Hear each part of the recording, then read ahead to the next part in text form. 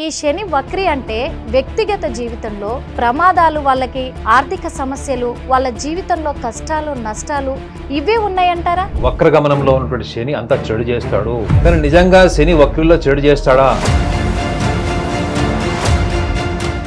చాలా మంది జ్యోతిషులు ఎందుకు ఈ శని వక్ర ప్రభావం అని చెప్పేసి భయాందోళనకు గురి చేస్తున్నారంటారు. సగటు మనిషికి కూడా శని అనగానే ఒక రకమైన భయము, ఆందోళన ఉంటుంది. అంతా లాగేసుకుంటాడు, సర్వం లాగేసుకుని రోడ్డు మీద పెట్టేస్తాడు. అపోహ ఉండడం వల్ల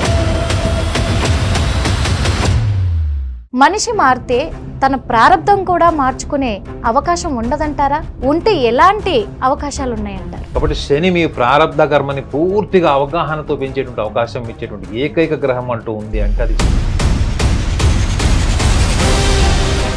నాగనాథ్ గారు, మరి శని వక్రి అంటే అసలు ఏంటి?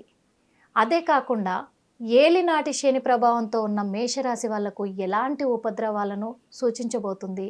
ఇంతేకాకుండా మరి వాళ్ళ ఆర్థిక సమస్యలు, కష్టాలు ఇవన్నీ తొలగిపోబోతున్నాయా, లేకపోతే పెరగబోతున్నాయా? ఇంకా వాళ్ళపైన అలాంటి ప్రభావం చూపించబోతుందా? ఎందుకంటే మీరు ఒక ఆస్ట్రో సైకాలజిస్ట్గా మీ సూచనలు, మీరిచ్చే సలహాలు ఎలా ఉండబోతున్నాయి అనేది తెలుసుకోవడానికి మా హిట్ టీవీ ప్రేక్షకులు ఎదురు చూస్తున్నారు సార్. తప్పకుండా నిర్మల్ గారు. ముందుగా హిట్ టీవీ ప్రేక్షకులందరికీ కూడా నమస్కారం. మీకు కూడా సార్. శని వక్రి అంటే గమనంలో శని యొక్క ప్రయాణం. ఓకే. అంటే ఒక చిన్న కామన్ సెన్స్ ఎగ్జాంపుల్ ఏంటంటే, మీరు ఒక బస్సులో వెళ్తున్నారు. మీరు ఒక బస్సులో వెళ్తున్నారు. ఓకే. మీ పక్క నుంచి ఇంకొక బస్సు కానీ కారు కానీ మిమ్మల్ని ఓవర్టేక్ చేసి వెళ్ళిపోతుంది. ఆ బస్సులో కూర్చున్న వాళ్ళందరికీ దాన్ని అబ్జర్వర్ అంటారు అనమాట. ఆ బస్సులో కూర్చున్న వాళ్ళకి ఏమనిపిస్తుంది? మీరు ఎంత స్పీడ్లో వెళ్ళినా వాళ్ళు మిమ్మల్ని ఓవర్టేక్ చేసినప్పుడు వాళ్ళు వెనక్కి వెళ్ళిపోతున్నట్టు, అంటే మీరున్న వెహికల్ వెనక్కి వెళ్ళిపోతున్నట్టు, లేదా దాని స్పీడ్ తగ్గిపోయినట్టు, లేకపోతే అది ఇంకా దాని స్లో అయిపోయినట్టు కనిపిస్తుంది. కానీ మీ వెహికల్ స్పీడ్ ఈక్వల్గా అంతే ఉంది కదా. వీళ్ళు ఓవర్టేక్ చేసినప్పుడు కూడా మీ వెహికల్ స్పీడ్ ఇక్కడ ఓవర్టేకింగ్ జరుగుతుంది. అది ఏంటి అంటే భూమి యొక్క భ్రమణము. భూభ్రమణం వల్ల మనకి ఒక ఆప్టికల్ ఇల్యూజన్ ఏంటంటే శనిగ్రహము మనకి వక్రగతిలో ప్రయాణిస్తుంది అన్నది మనకి కానీ అట్లా అనిపిస్తుంది. అదొక భ్రాంతి అనుకోవచ్చు, ఇల్యూజన్ అనుకోవచ్చు అది. కానీ నిజంగా చెప్పాలంటే జ్యోతిష శాస్త్ర ప్రకారంగా చెప్పాలి అంటే, ఇప్పుడు మనం దాన్ని ఇంకా ఎక్కువగా అనాలిసిస్ చేసామంటే అది ఫిజిక్స్లో, భౌతిక శాస్త్రంలోకి వెళ్తుంది. జ్యోతిష శాస్త్ర ప్రకారంగా ఏంటంటే శని వక్రగమనము అన్నప్పుడు శని యొక్క లక్షణాలు మన జీవితం మీద, ముఖ్యంగా మన రాశి, మన జన్మ రాశి ప్రభావము, ఆ రాశి యొక్క దశాకాలం చూసుకున్నా, ఆ రాశి యొక్క ప్రభావం వాళ్ళు ఎదుర్కొంటున్న సమస్యలు కావచ్చు, వాళ్ళ జీవన విధానానికి సంబంధించి కావచ్చు, వీటి మీద ఎటువంటి తీవ్ర ప్రభావాన్ని చూపిస్తుంది. చాలామందికి ఒక వక్రగమనం అనగానే ఒక భయాందోళన ఏంటంటే, అసలే వాళ్ళు ఇప్పుడు ఏలినాటి శనిలో ఉన్నారని చెప్పారు మీరు. ఇప్పుడు మన రీసెంట్గానే వాళ్ళకి మార్చి మాసం నుంచి వాళ్ళకి కూడా ఏలినాటి శని ప్రథమ భాగం స్టార్ట్ అయింది వాళ్ళకి. సో ఆ ఏలినాటి శని ప్రథమ భాగంలో ఉన్నట్టు వాళ్ళకి ఈ వక్రగమనం అన్నది ఇంకా భయాందోళన క్రియేట్ చేయడం, లేదా ఇంకా అనుమానం రావడానికి కూడా అవకాశాలు ఉంటాయి ఒక సగటు మన స్థాయిలో. అయితే వక్రి అనగానే మేషరాశి వాళ్ళు ఫస్ట్ అర్థం చేసుకోవాల్సింది ఏంటంటే, శనికి స్వతహాగా ఉన్నటువంటి స్వభావం ఏంటంటే ఇస్ అ లెథార్జిక్ ప్లానెట్, అంటే స్లో మూవింగ్ ప్లానెట్. చంద్రుడు ఒక రాశి నుంచి ఇంకో రాశికి 2.5 రోజులు తీసుకుంటే శని 2.5 సంవత్సరాలు తీసుకుంటాడు. సో శని స్వభావం ఏంటి? Is a slow moving planet, lethargic planet. He will take much time to move from one జోడాక్ to another జోడాక్. ఒక రాశిలో నుంచి ఇంకో రాశికి వెళ్ళడానికి అంత టైం తీసుకుంటాడు. వక్రి ఏంటి అసలు? వక్రి అంటే మేషరాశి వాళ్ళు అర్థం చేసుకోండి ఏంటంటే, వక్రి అన్నప్పుడు ఏ రాశిలో ఉన్నాడు శని? ఇప్పుడు మీన రాశి నుంచి వక్రగమనంలోకి వెళ్ళాడు అంటే ఎక్కడికి వెళ్తాడు? మళ్ళీ కుంభరాశి వైపు వెళ్తాడు. కుంభరాశిలో ఆల్రెడీ ఎవరున్నారు? రాహు ఉన్నాడు అక్కడ. మన మే మాసం నుంచి రాహువు కేతు సంచారం కూడా జరిగింది. సో రాహు ఉన్నాడు. సో ఎప్పుడైతే శని రాహువు వైపు ప్రయాణించినప్పుడు రాహువు యొక్క ఎనర్జీని కూడా తీసుకుంటాడు కదా శని, అవును కదా, రెండు తీసుకుంటారు. సో ఎనర్జీ తీసుకోవడం అంటే ఏంటంటే, రాహువు యొక్క ఎనర్జీతో పాటు ఇప్పుడు సుమారు 139 రోజులు ఈ వక్రగమనంలో శని ఉంటాడు.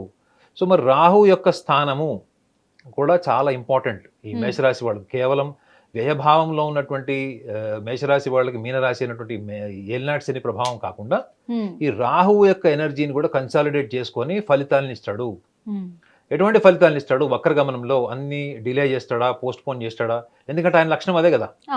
ఆయన లక్షణం ఏంటి అంటే ప్రతిదీ నానబెడతాడు, లెథార్జిక్ అండ్ వెరీ, అంటే ఎట్లా మనం జాప్యం, డిలే చేస్తాడు.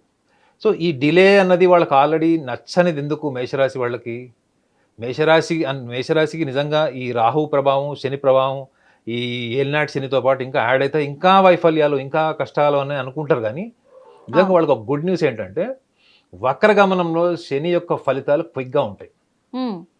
క్విక్గా ఉంటాయి మేడం, గుర్తుపెట్టుకోండి. ఈ వక్రగమనంలో వాళ్ళకి గతంలో పెండింగ్లో ఉన్నటువంటి ప్రాజెక్టులు కావచ్చు, వాళ్ళు ప్రయత్నాలు చేశారు. విద్యార్థుల దశల దగ్గర నుంచి ఉద్యోగస్తులు, వ్యాపారస్తులు, అన్ని రకాల రంగంలో ఉన్న వాళ్ళ ప్రయత్నాలు ఏవైతే ఉన్నాయో, వాళ్ళు గతంలో చేసిన ప్రయత్నాలు అవన్నీ కూడా అక్కడ ఫైల్ టేబుల్ మీదకి వచ్చింది కానీ ఇంకా అయ్యవారు సంతకం చేయలేదని చెప్తారండి. అలాంటి దశలో ఉన్నటువంటి అన్ని రకాల వాళ్ళ అంబిషన్స్, గోల్స్, వాళ్ళ డిజైర్స్ ఏవైతే ఉన్నాయో అవన్నీ కూడా ఇప్పుడు త్వరితగతిలో వాళ్ళకు అనుకూలించేటువంటి అవకాశం ఈ వక్రగమనంలో ఉంటుంది. ఒక పరంగా చూడాలంటే వాళ్ళకి ఇప్పుడు శుభవార్త ఇది. శుభవార్త ఇది 100% శుభవార్త. డినయబుల్ ఫ్యాక్ట్ ఏంటంటే వక్రగమనంలో ఉన్నప్పటికీ శని రాహుతోని కన్సాలిడేట్ అవుతాడు. ఎందుకు అంటే ఒకటి ఇక్కడ విషయాన్ని గమనించాలి. అందరూ వక్రగమనం మాత్రమే మాట్లాడుతున్నారు తప్ప రాహు దేనికి అధిపతి? ఈ భౌతిక పరమైన సుఖ సంతోషాలకి మాత్రమే కాకుండా జ్ఞానానికి కూడా అధిపతి. జ్ఞానానికి కూడా అధిపతే రాహువు. సో ఈ రాహువు యొక్క ప్రభావం వల్ల, శని యొక్క ఎనర్జీ వల్ల అక్కడ మేషరాశి వాళ్ళకి ఒక చిన్న సూచన కూడా ఇవ్వాలి మనం. ఏంటంటే ఇక్కడ మనం శని స్వభావం మాట్లాడుకున్నాము. రాహువు ఎటువంటి సుఖ సంతోషాలు ఇస్తాడు, భౌతిక పరమైనవి, ప్రాపంచిక సుఖ సంతోషాలను మనకి ఎలా పరిచయం చేస్తాడు అనుకోని మేడం. ఒక ఆర్డినరీ పర్సన్ లక్షాధికారి కూడా అయిపోతాడు. అదేంటండి. సో మీ యొక్క అప్పటి వరకు మీలో లేనటువంటి శక్తి సామర్థ్యాన్ని ఒక్కసారి మీలో ఎనర్జీ ప్రొడ్యూస్ చేస్తాడు రాహు. అదేమైనా ఉన్నట్టుండి మీకు చైతన్యం, కొత్త ఆలోచన, మీ యొక్క దిశానిర్దేశం చేసుకుంటారు. మీ లైఫ్ డైరెక్షన్ మార్చుకుంటారు. మీ ప్రారంధాన్ని కూడా మీరు ఇంప్రూవ్ చేసుకొని మీ యొక్క శ్రమని పూర్తిగా విశ్వసించి చేసేటువంటి ప్రయత్నానికి ఇది ఒక మంచి టైం అని చెప్పొచ్చు, ఈ 139 రోజులు. అయితే ఇక్కడ ఒక్క విషయాన్ని కూడా గమనించాం. మనం శని రాహువుల స్వభావం మాట్లాడుకున్నాం, వాళ్ళ శక్తి సామర్థ్యాలు మాట్లాడుకున్నాం. మరి మేషరాశికి కూడా ఒక స్వభావం ఉంటుంది కదా.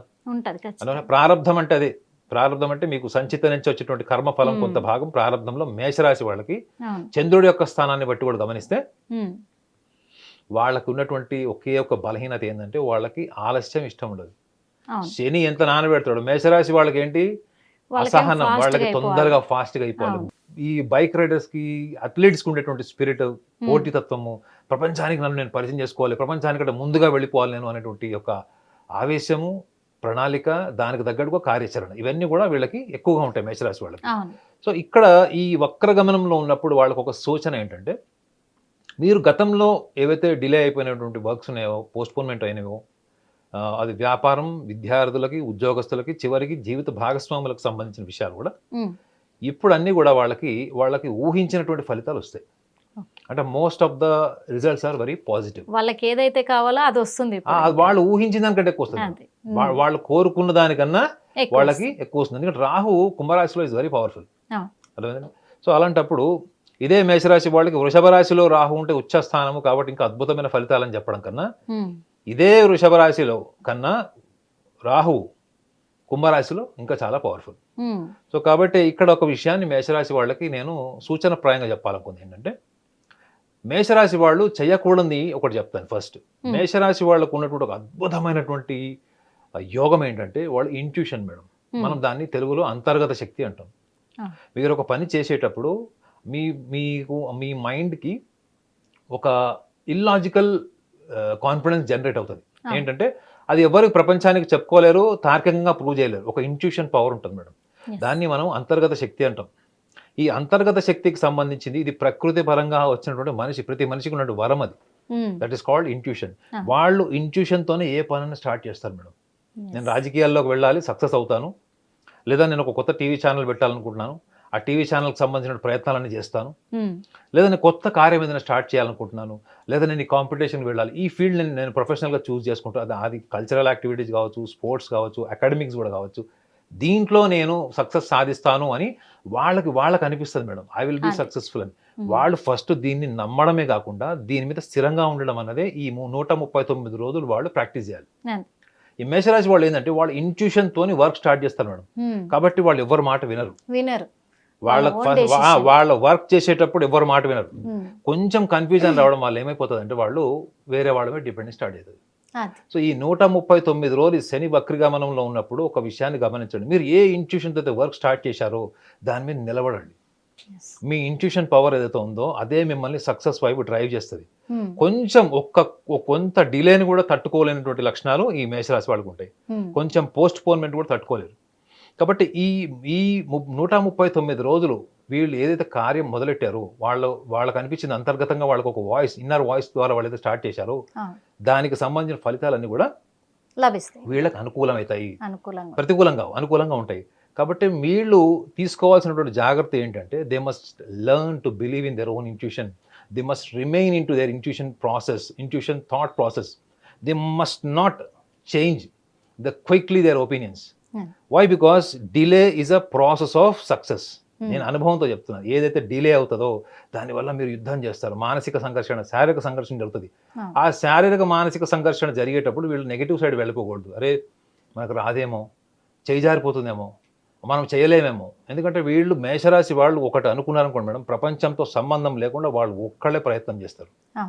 పూర్తి ప్రయత్నం. Own they will give there decision. 100% ability, they give there 100% effort.